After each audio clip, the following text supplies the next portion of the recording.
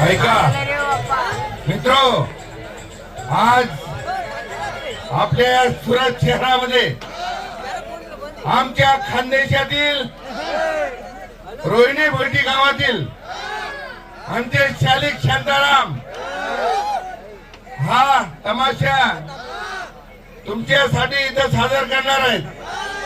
आणि उद्या आमचे आराध्य दैवत संत सेवालाल महाराज यांची जयंती आहे।